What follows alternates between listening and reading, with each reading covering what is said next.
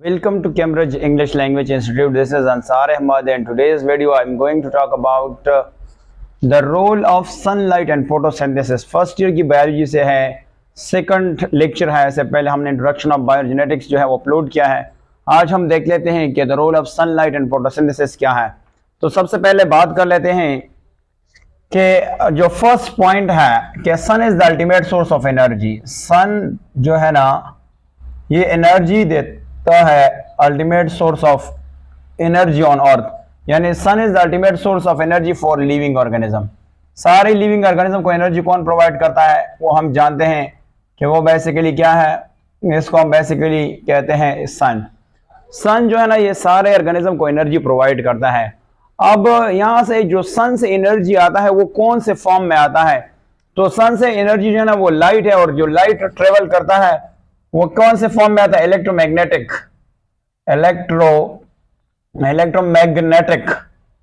Magnetic waves कहते हैं, electromagnetic waves के फॉर्म में आता है, वेव्स विद डिफरेंट वेवलेंथ, यानी इसकी वेवलेंथ क्या होगा, डिफरेंट होता है। वेवलेंथ क्या होता है, वेवलेंथ जो है ना इसका डिफरेंट वेवलेंथ होता है। वेवलेंथ जो है ना इसके डिफरेंट वेवलेंथ होता है। इसके अलावा हम इसको कह सकते हैं कि ये act as a beam of particles भी कह सकते हैं, बीम ऑफ पार्टिकल्स जिसको कहते हैं पार्टिकल्स और विद डिफरेंट फ्रीक्वेंसी। इसकी क्या होता है, डिफरेंट फ्रीक्वेंसी होता है, फ्रीक्वेंसी। और इस फ्रीक्वेंसी को हम नाम देते हैं कि इसको हम फोटॉन का नाम भी दे सकते हैं, फोटॉन्स। इसको हम क्या कहते हैं, फोटॉन्स भी कहते हैं। तो सन से जो लाइट आती है वो कौन से फॉर्म में आता है, इलेक्ट्रोमैग्नेटिक। इलेक्ट्रोमैग्नेटिक से मुराद ये है कि यहाँ पे electric field plus magnetic field मिल के उस तरह जो है वो जो सन की रेज होते हैं वो जमीन तक पहुंचता है, या इसको हम बीम ऑफ पार्टिकल्स भी कहते हैं विद डिफरेंट फ्रीक्वेंसी, इसको हम फोटॉन कहते हैं। कह रहे ये एनर्जी जो है ना, जो सन से एनर्जी आता है वो फोटॉन के फॉर्म में जो है जमीन तक पहुंच जाता है। इसके बारे में मुख्तलिफ थ्योरीज हैं कि आइंस्टाइन का क्या, यानी जो आइजैक न्यूटन का क्या ख्याल था, और दूसरा है यानी मैक्सवेल ने क्या, बट हम उसमें नहीं जाएंगे, हम इलेक्ट्रोमैग्नेटिज्म में नहीं जाते हैं। हम सिर्फ ओनली जो आज जो सन का जो रोल है वो फोटोसिंथेसिस में क्या है तो उसी के मुतालिक हम पढ़ लेते हैं। तो सबसे पहले हम कुछ फिजिक्स की कंसेप्ट पढ़ लेते हैं और फिर आगे जो हम देख लेते हैं। अच्छा, यहां से एक बात करता हूं कि देखो, सबसे पहले एक बात करते ना कि जो हमें बहुत ज्यादा वाइड रेंज क्या चाहिए, हमें वाइड रेंज ऑफ क्या चाहिए, वेव्स चाहिए। किसके लिए, for synthesis of organic food, या ऑर्गेनिक मॉलिक्यूल भी कह सकते हैं। ऑर्गेनिक वो हम मैं डायग्राम से ड्रॉ करने जा रहा हूं, यहां पे एक बात करता हूं, मुकम्मल का बात है। इसके अलावा ये हो सकता है कहां से, ये इसकी वेवलेंथ कहां से हो सकता है, वेवलेंथ जो हो सकता है वो आप देख सकते हैं कि ये गामा रे से लेकर कहां तक होता है, ये रेडियो रेस तक होता है, रेडियो रेस तक होता है। इतने जो है ना चाहिए। अब यहाँ पे कुछ कवानीन है, यानी कुछ कानून है फिजिक्स की, वो हम पहले डिस्कस कर लेंगे और फिर आएंगे इसको डिस्कस करते हैं कि कौन सा लाइट जो है ना क्लोरोफिल ने ऑब्जर्व करना है। तो यहाँ पे देख लेते हैं। सबसे पहला फॉर एग्जांपल अगर हम सन देख लेते हैं, सन, तो सन से जो रेज आते हैं ना वो किस तरह आते हैं, तो यहां से देख लेते हैं। फॉर एग्जांपल ये सन है, अगर हम यहाँ पे लिखेंगे ये सन है, इससे रेज आते हैं, रेज जो है ना वो आते हैं। रेस किस तरह आते हैं, इसको देख लेते हैं, इलेक्ट्रोमैग्नेटिक फॉर्म्स में आते हैं। और हम ये जानते हैं कि जो रेस होता है तो रेस की फिर क्या होता है, एनर्जी होता है, वेवलेंथ होता है, और इसकी क्या होता है, यानी इसकी बाकायदा फ्रीक्वेंसी होती है। पहले हम एक जनरल टॉपिक डिस्कस कर लेते हैं कि फॉर एग्जांपल हम यहाँ पे देखते हैं कि ये एक क्या है, एक व्यू है, एक वेव जिसको हम कहते हैं। इस वेव में इस रीजन का नाम है जिसको हम क्रस्ट कहते हैं, और यहाँ पे भी क्रस्ट कहते हैं, क्रस्ट कहते हैं। इन दोनों के दरमियान के पास को हम वेवलेंथ कहते हैं, जिसको हम लैम्डा से जाहिर करते हैं।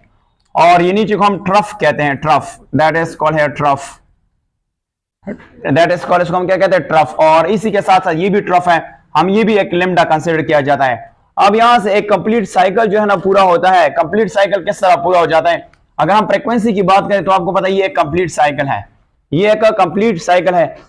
अगर एक सेकंड में जितनी भी साइकिल्स कंप्लीट होते हैं तो वो हमें किस चीज को रिप्रेजेंट करता है? वो फ्रीक्वेंसी को रिप्रेजेंट करता है। अच्छा, हम यहां से बात करते हैं कि जो रेज आते हैं तो वो तो मुख्तलिफ रेज होते हैं, तो उसका एक स्पेक्ट्रम बनता है। तो हम यहाँ पे वो स्पेक्ट्रम जो है वो डिस्कस करते हैं और इसकी सारा जो है ना, और फिर उसने कौन सा लाइट जो है ना ये ऑब्जर्व करता है। अच्छा, अगर हम यहाँ पे देख लेते हैं तो हम यहाँ पे ड्रॉ कर सकते हैं, एक डायग्राम जो है ना ड्रॉ करते हैं कि फॉर एग्जाम्पल ये यहाँ पे इनमें से मुख्तलिफ रेज होते हैं, वो रेज हम देखते हैं आज।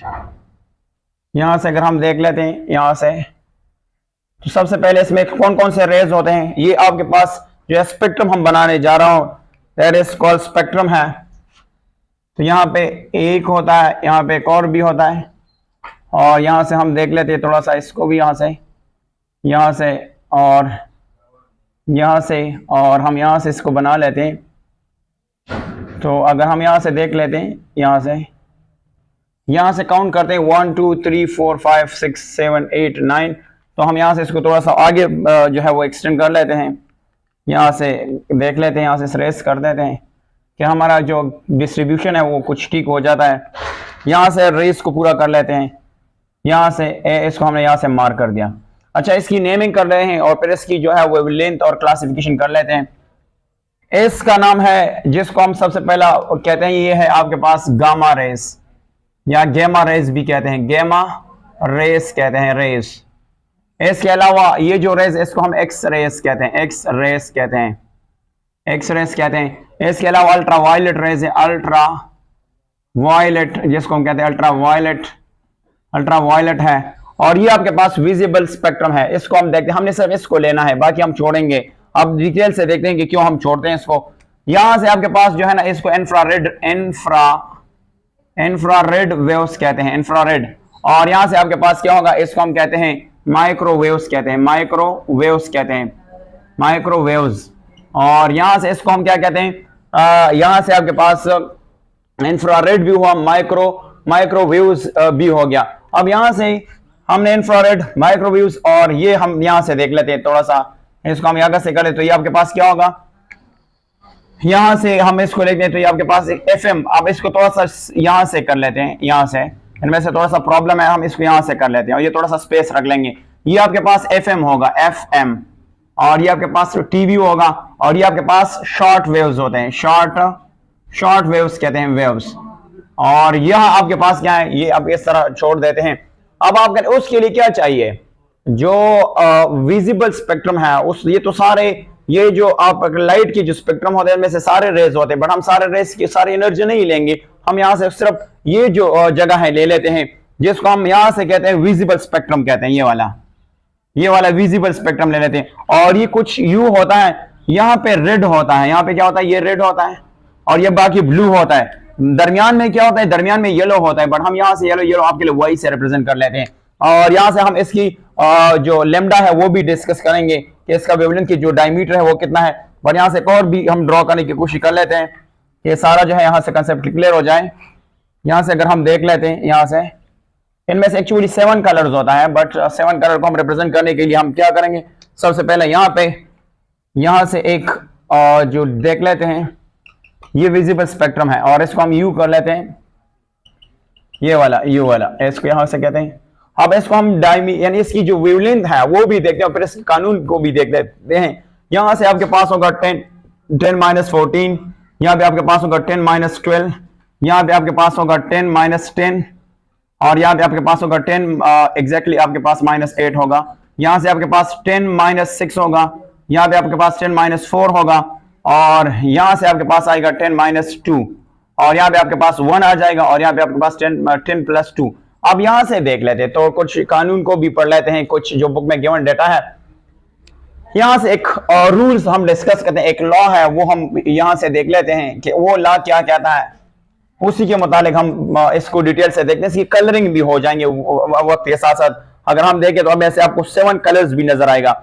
सबसे पहले इंडिगो नजर आएगा, इंडिगो, फिर वायलेट होगा, वायलेंट के साथ साथ आपके पास कौन सा कलर आएगा, ब्लू आएगा, और ब्लू के साथ आपके पास कौन सा कलर आएगा, यहां से अगर देख लेते तो ग्रीन आएगा, ग्रीन, और ग्रीन के साथ येलो आएगा, येलो के बाद ऑरेंज आएगा, और ऑरेंज के बाद ऑरेंज, दैट सॉरी इसको हम ठीक करते हैं, ऑरेंज, ORANG, ऑरेंज, और इसके बाद फाइनली रेड कलर होगा। ये 7 कलर में से अब देखते हैं इसको आगे डिटेल से, बट यहां से हम बात कर लेते हैं फिजिक्स कानून है, वो कानून को यहां पे डिस्कस करते हैं। देखो कहते हैं कि एनर्जी जो है ना, एनर्जी ये इनवर्सली प्रोपोर्शनल है 1/λ। लैम्डा से मुराद होता है कि अगर एनर्जी ज्यादा है तो लैम्डा कम होगा, अगर लैम्डा कम है एनर्जी ज्यादा होगा। अब देखते हैं कि हम यहां से इस साइड पे जा रहे हैं, अगर हम इस साइड से इस तरह जा रहे हैं, इस तरह, तो आपको पता है कौन सा चीज इंक्रीज होगा, लैम्डा जो है इंक्रीज हो जाएगा। यहां पे मैं कहता हूं कौन सा चीज, वेवलेंथ इंक्रीज हो जाएगा, वेवलेंथ जो है ना वो क्या होगा, वेवलेंथ इंक्रीज हो जाएगा, इसको हम कहते हैं इंक्रीजिंग हो जाएगा। और अगर हम यहां से इसके अपोजिट आ रहा है, क्या फॉर एग्जांपल यहां से मैं यहां से ट्रेवल करके आ रहा हूं, यहां से अगर देख ले तो आपके पास इस साइड पे कौन सा चीज इंक्रीज हो जाएगा, एनर्जी इंक्रीजिंग होगा। यहां से मेरे को इंक्रीजिंग कौन सा चीज होगा, एनर्जी जो है इंक्रीज हो जाएगा, एनर्जी क्या होगा, इंक्रीज हो जाएगा। तो यहां पे हम देख लेते हैं किस तरह, अगर आपसे कोई पूछे कि सब किसका एनर्जी ज्यादा है, किसका लैम्डा ज्यादा है, तो आप देख लेना यहां पे गामा रेज जो है ना, यानी गामा रेज जो होता है इसकी लैम्डा कम होता है, ये कुछ यू फॉर्म में होता है, इस तरह के फॉर्म में होता है, इस तरह, ये फिर ऊपर से जो है पूरा सारा इस तरह जो है आगे चल जाता है। तो यहाँ पे गामा रेज की कौन सा चीज कम है, यहाँ पे इसकी वेवलेंथ कम है, तो इसकी एनर्जी सबसे ज्यादा है। अगर हम यहाँ पे बात करेंगे शॉर्ट वेव्स जो रेडियो वेव्स कहते हैं, यहाँ पे आपके पास लैम्डा ज्यादा है तो इसकी एनर्जी कम है। अब हमने फोटोसिंथेसिस क्लोरोफिल में कौन सा लाइट लेके जाना है, जिसको विजिबल लाइट कहते हैं, विजिबल या विजिबल स्पेक्ट्रम भी कहते हैं, विजिबल लाइट हमने लेके कैरी करना है। अब ये विजिबल लाइट कहां से कहां तक होता है, ये विजिबल लाइट होता है 3, आपके पास होता है, ये कहां से होता है 390 से लेकर ये होता है 750 तक, इसको विजिबल लाइट कहते हैं। और इसको हम कहते हैं portion of solar light is called visible light, और ये वो लाइट है जो हमारे आईज तक सेंसिटिव होता है। अच्छा, अब यहां से बात कर लेते हैं कि क्वेश्चन ये है कि क्यों हम विजिबल लाइट को ले लेते हैं, क्यों नहीं कि हम अल्ट्रा वायलेट ले लें, एक्सरे रेज और गामा रेज लेते हैं। तो सोने ये जो अल्ट्रा वायलेट रेज होता है इसकी एनर्जी ज्यादा होती है, जब एनर्जी ज्यादा होती है तो ये सेल में क्या करे, सेल में मॉलिक्यूल को, ऑर्गेनिक मॉलिक्यूल को ब्रेक डाउन करेगा, तो ये राइट अमाउंट है, क्लोरोफिल के लिए ये राइट अमाउंट नहीं है, फोटोसिंथेसिस के लिए राइट अमाउंट नहीं है।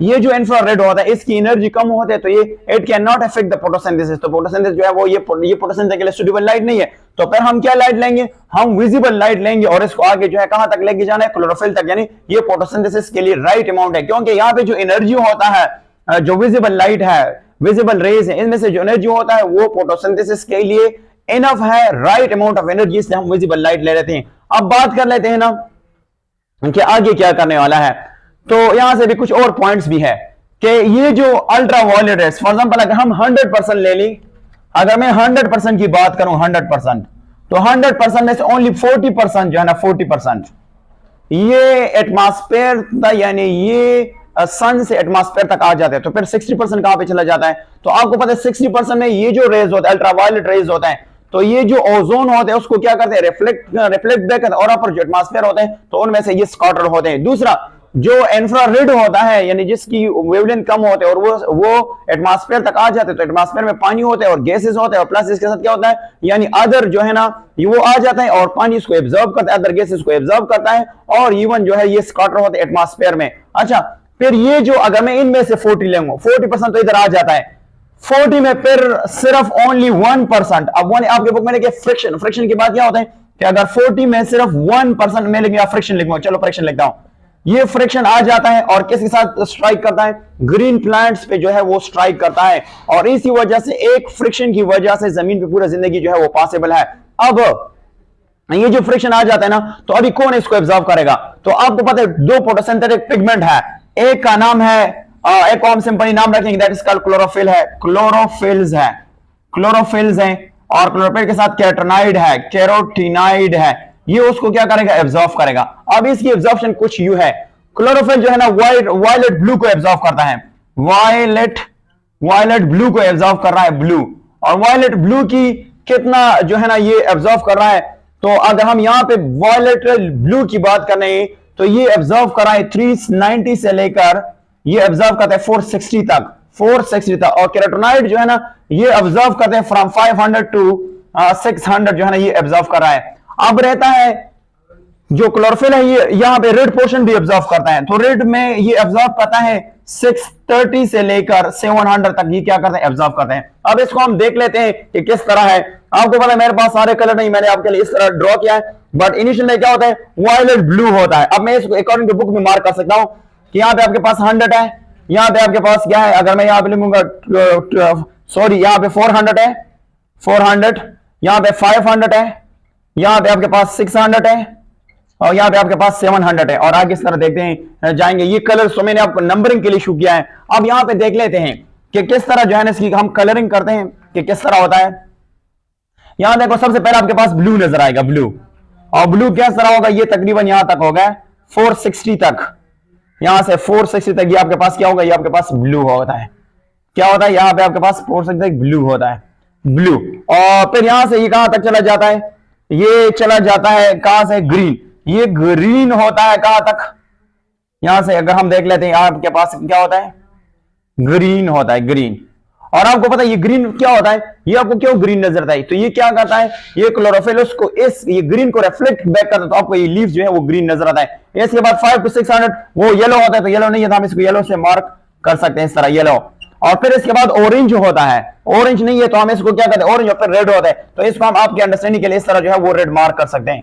क्या कर सकते हैं, रेड जो है ना मार्क कर सकते हैं। ये तो आपके बुक में सारा ही गिवन डेटा के मुतालिक जो है ना आप देख सकते हैं, मैं सारे पॉइंट्स जो बुक में गिवन है मैंने यहाँ पे एक्सप्लेन किया है। अब यहां से कुरान मजीद की आयत जो है वो गिवन है, एक आयत है सूरत नूर आयत नंबर जो है 16 है, उनमें क्या बनाता है कि Quran say that and Quran से and made the moon light and their midst, midst का मतलब है दरमियान, और sun is a glorious lamp, glorious, glorious का मतलब क्या, चमकदार। और इससे पहले दूसरी आयत में कहते हैं वो जाल सिराजन, और क्या कहता है, एंड मेड द सन वो अब्लेजिंग हीट, ब्लेजिंग का मतलब क्या होता है, वेरी हीटिंग, जो हार्ड है।